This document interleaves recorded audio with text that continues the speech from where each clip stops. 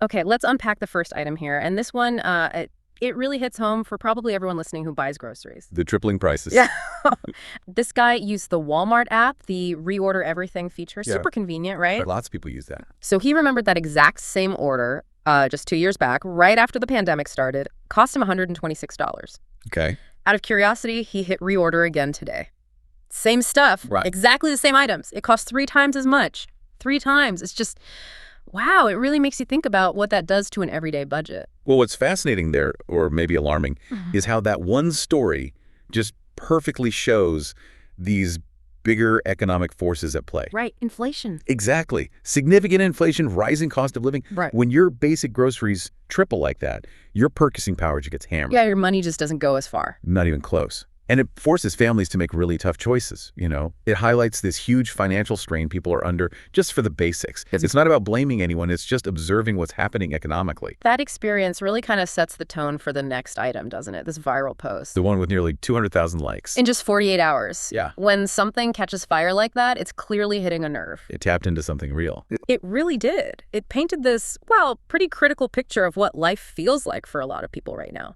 Started with that line. Welcome to America, where we work to live and live to work. Powerful start. And then it described this cycle, spending hundreds of thousands on a home you barely see because you're working so much, or buying a car just so you can get to a job that, barely pays for the gas to get there. Yeah, and then it went further. There were comments mentioned in the briefing too, right? Like the healthcare system. Yeah. Seen as designed to bankrupt you. Faster than the illness itself, yeah. Turning sickness into big business. And complaints about fake food, tainted water, even the air being up for sale. It gets pretty intense. The Post claimed the richest 1% own more than the bottom half combined. Yet they still tell everyone else to work harder. That part really stood out. It did. And this feeling that the American dream is designed to stay just out of reach, you get close, it moves further away. That's a common frustration you hear. Yeah. And the Post hit on education too, saying it teaches obedience, not life skills, and just leaves you with this lifetime of debt. Right, for a diploma that feels like a receipt for money you'll never see again. Exactly. Then there was criticism of taxes for government buildings the public can't access, rights written in pencil, justice depending on your income. It really covered a lot of ground. Labor valued, but life disposable. Mental health being a luxury. And being kept distracted, right? Fast fashion, fast food, fast entertainment to distract from the slow theft of your soul. News being scripted, truth filtered, history rewritten. Wow. It's a heavy critique. It culminates with this idea that the people running the country don't live like the people keeping it running. And the summary, where survival is success. And we've been trained to call this living, but in reality, we're barely breathing. Yeah.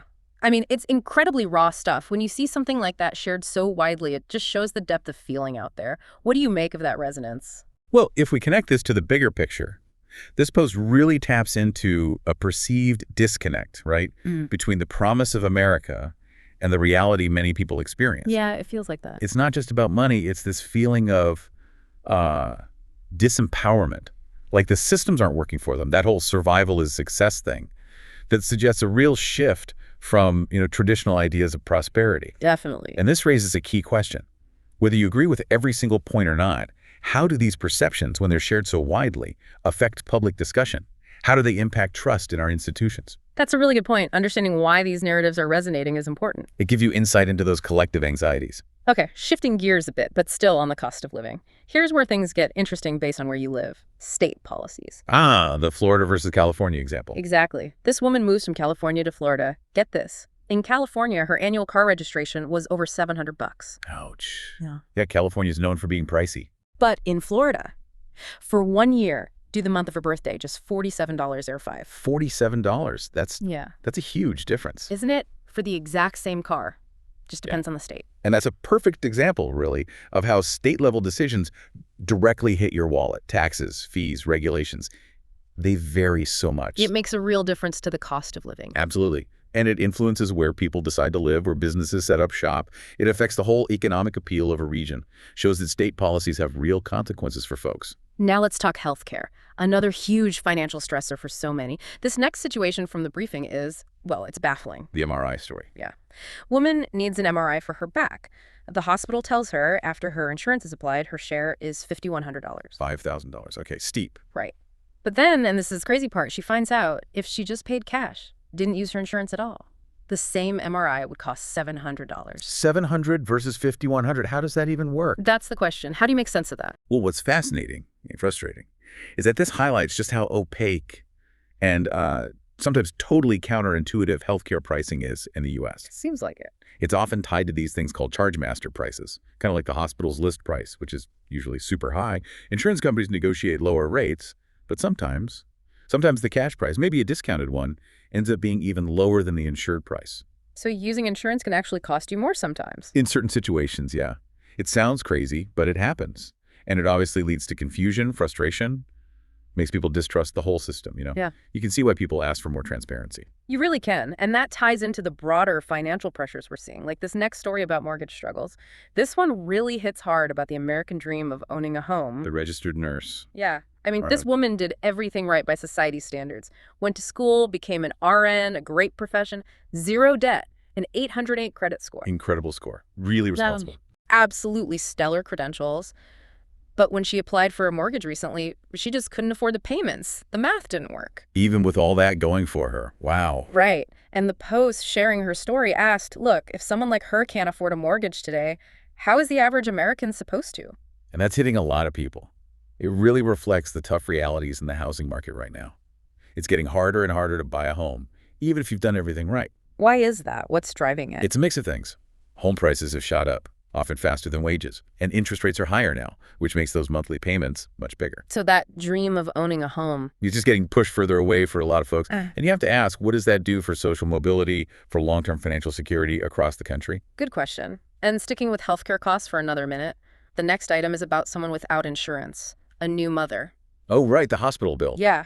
She recently had a baby, no insurance, gets a bill for, wait for it, $16,075.86. $16,000. That's terrifying. Totally. But then, 3 months later, she gets a letter about the hospital's financial assistance program, the FAP. Okay, some potential help there. It says FAP-eligible folks won't be charged more than amounts generally billed to insured patients. And then it gives her a charity discount of $11,253.10. $11,000 off, so the remaining balance is $4,822.76. Her reaction in the Post was just... whoa, I bet. Still a lot of money, but way less than 16 grand. Right. And the Post concluded that since cash pay or assisted patients sometimes end up with bills closer to insured rates after these huge initial numbers, it makes U.S. health insurance feel like a scam. Well, you can see why people might feel that way. It illustrates the really complex world of hospital billing and these assistance programs. It does seem confusing. When you see a bill get cut by more than 2/3 with a charity discount, it definitely fuels the idea that those initial charges are inflated or that the system isn't straightforward. It raises serious questions about how prices are set, how FAP works, and just general fairness and transparency. Especially tough if you're uninsured and trying to figure it all out. Exactly. Huge challenges, and it adds to the public frustration around healthcare costs. Okay, let's pivot a bit away from personal finance directly to a community issue.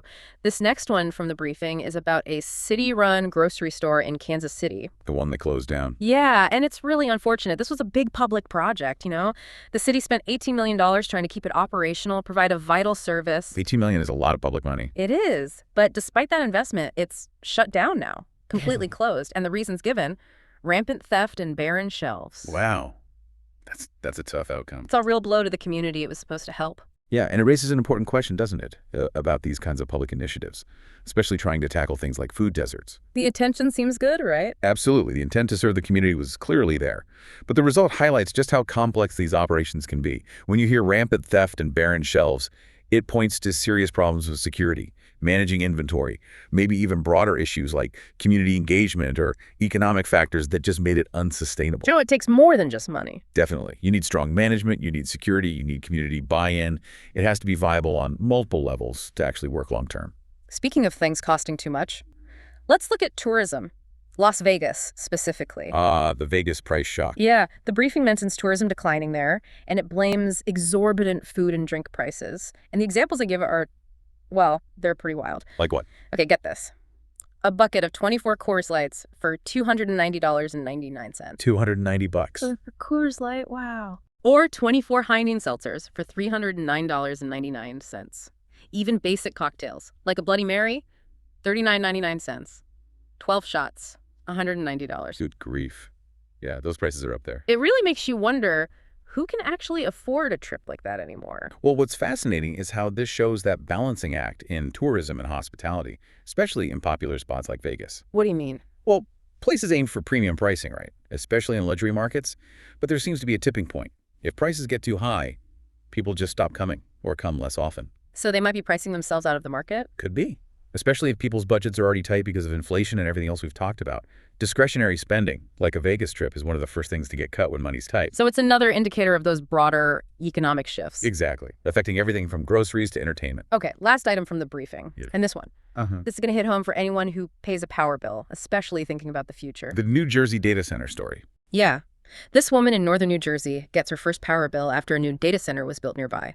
And she said, quote, "I just got my first power bill under the new rules in which I pay for AI to plug into our power grid. Is my bill more than double the highest I've ever paid for any of the hottest years on record?" Yeah. Double her highest bill ever. Yeah, think about that. She said her previous bills, even peak summer, were like $220, $235 max. Okay. And the new one? $666.39. Whoa. Over triple her usual high end. Exactly. And here's the kicker. Her usage didn't change. She wasn't using more electricity. The costs just exploded. And she links it directly to the new demands on the grid. And if we connect that to the bigger picture, this is a really clear example of the strain new tech is putting on our existing infrastructure. Like AI and data centers needing tons of power. Precisely. They are incredibly energy intensive. And what happened in New Jersey shows a direct consequence. Those new demands hitting the local grid and then hitting consumers right in the wallet. Even if they didn't change their habits. Right. Which raises huge questions about how we plan for this stuff. How do we expand our energy infrastructure to handle these growing needs? And crucially, how do we spread those costs out fairly? Yeah, because seeing your bill triple when you didn't do anything differently, that's tough to swallow. It really points to a systemic challenge, doesn't it? Balancing technological progress with making sure everyday people aren't unfairly burdened.